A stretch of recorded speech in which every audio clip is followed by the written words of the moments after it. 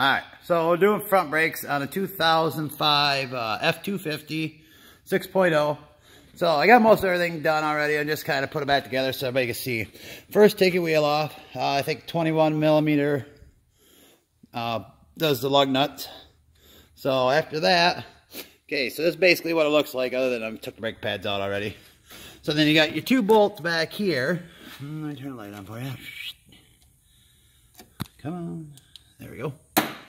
Alright, so you got two bolts. Where am I looking? Yep, this one. And there's one here. I already took it out. That's what they look like after they come out. 11/16. I think I used. Yeah, 11/16. Takes those out. And that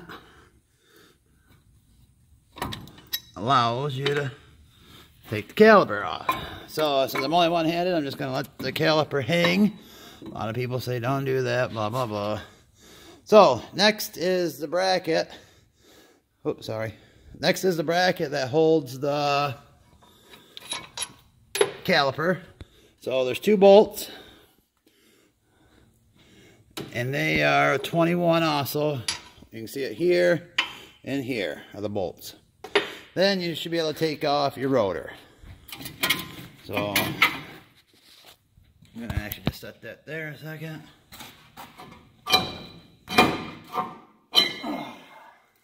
Now that we've got the rotor off, now you can actually see everything. So this is the wheel speed sensor. Probably a bunch of names for it. So I already pulled it out and cleaned it. Takes an Allen wrench. It's just a, I think a 5 it is.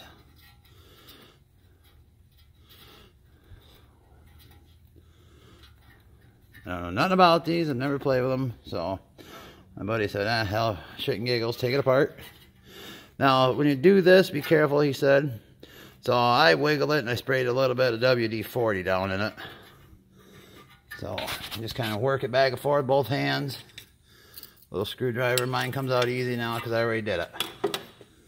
So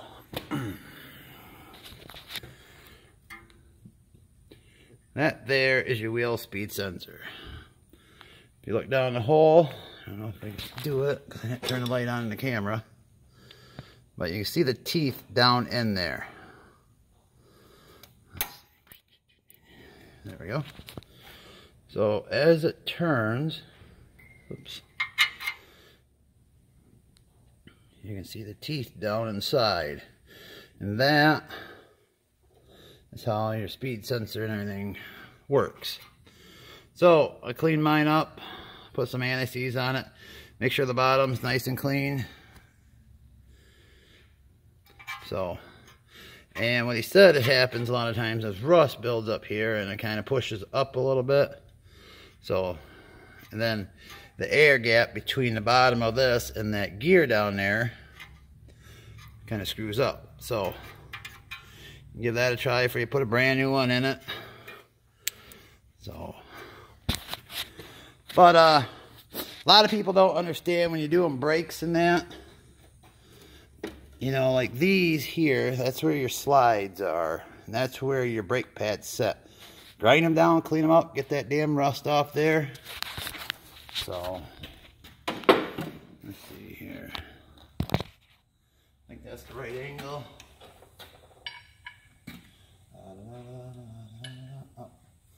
So another thing is this here.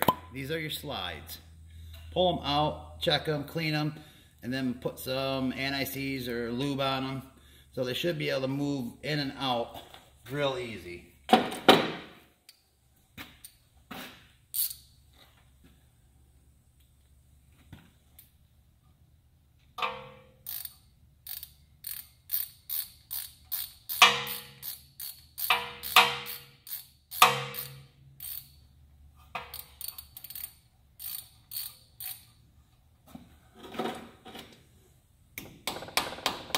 Tap the top of it, make sure it's good and seated.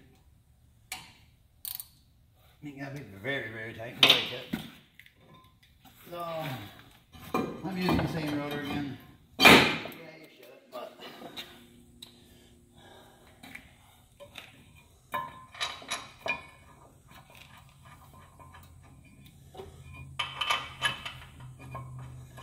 Put these two bolts back on.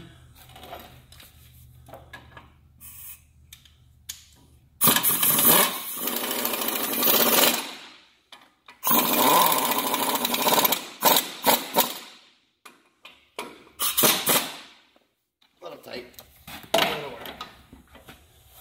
Alright, now on these, they give you a slide on clips. You have to look because there's a notch, and there's two different types, so you got to look at them. Sometimes this will be on that side, and this part here will be on this side. So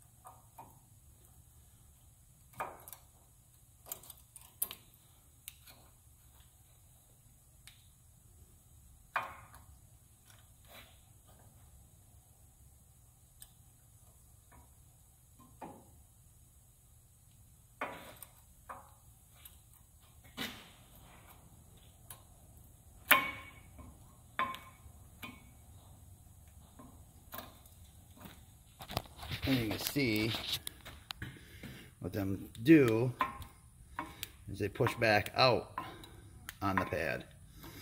So you do both sides and put a brake pad on the back side where the two pistons are. Squeeze them in until they're all the way in and flush. Then just basically put everything back together the opposite way. So